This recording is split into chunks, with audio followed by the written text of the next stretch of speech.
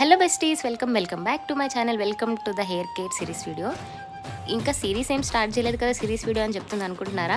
Soon నేను కొన్ని series అయితే నేను నా ఛానల్లో అప్లోడ్ చేద్దాం అనుకుంటున్నా.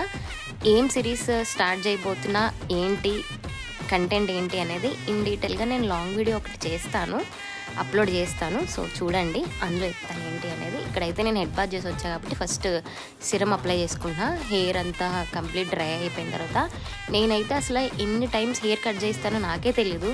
అన్ని టైమ్స్ కట్ చేపిస్తాను. 4 మంత్స్కి ఒకసారి, 6 మంత్స్కి ఒకసారి అలా కట్ చేస్తూనే ఉంటాను. ఆల్మోస్ట్ ఇప్పటికి చాలాసార్లు కట్ చేయించాను.